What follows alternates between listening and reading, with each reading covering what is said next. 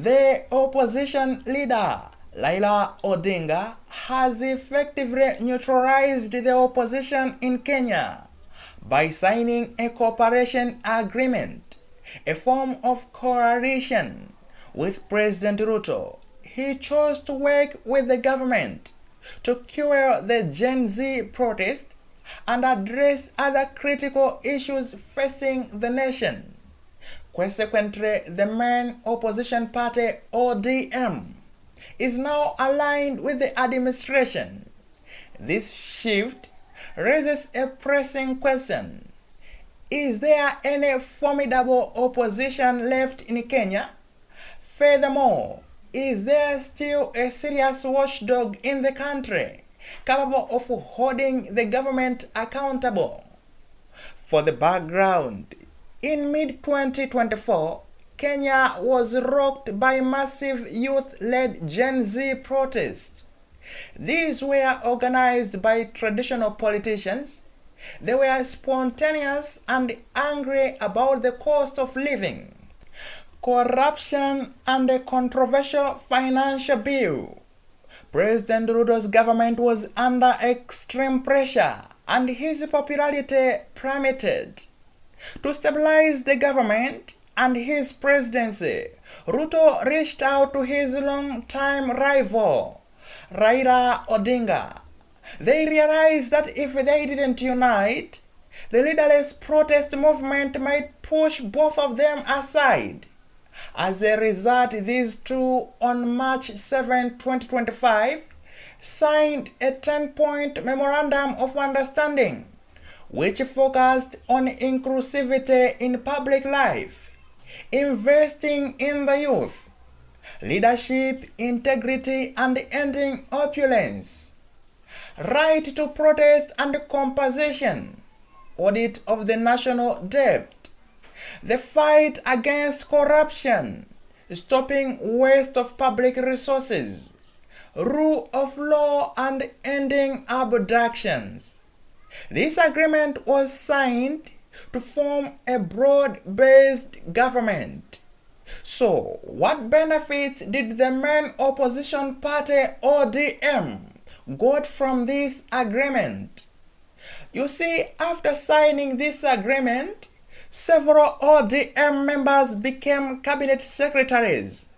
As a result of this, they are seen as part of the government, which makes it hard for them to criticize the president's failures. On the other hand, the new opposition was born.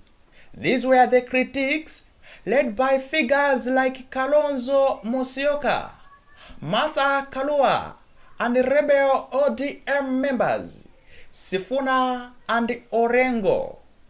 These critics have gained popularity among the youth by accusing Raila of selling out to the state. The bottom line is that the opposition's performance as a watchdog has weakened because the largest opposition party, ODM, is now technically in government. This has created a vacuum that younger, more radical voices and other veteran leaders are now trying to fill. Bringing us to what happened today. So, what happened today? You see, today is the deadline of this agreement, as it was meant to be implemented over 1 year period from March 7th, 2025. Following this deadline, the team tasked with overseeing the agreement released a progress report to evaluate how well both sides have kept their promises. This report covers a 10-point plan agreed upon last year, which included things like national unity, economic recovery, and electoral reforms.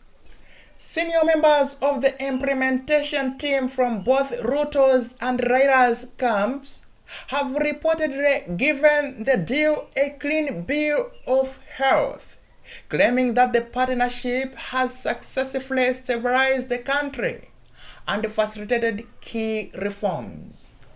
But there is a firestorm. Why a firestorm? This report is so controversial, and many people don't believe that its findings match the reality. For example, leaders like Edwin Sifuna and James Orengo are so dissatisfied with the official draft that they are preparing their own parallel report. They plan to release this tomorrow, March 8, at a major rally at Jacaranda grounds.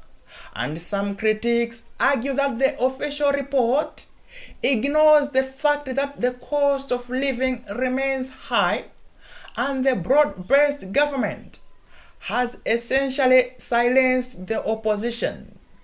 So, what is the big picture here?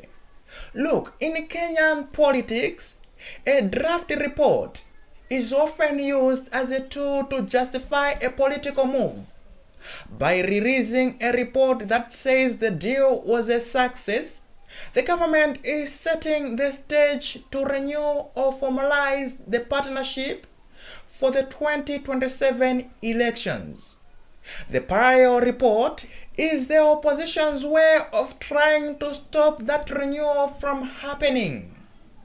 Will the critics' parallel report succeed to stop this attempt of the alliance between the opposition party ODM and the government for the 2027 elections? Or maybe it will be another failure. Africa is watching. The world is watching on how this will unfold. Subscribe to Afri Daily News for updates of what is happening in Africa and all over the world. Until the next one, see you then.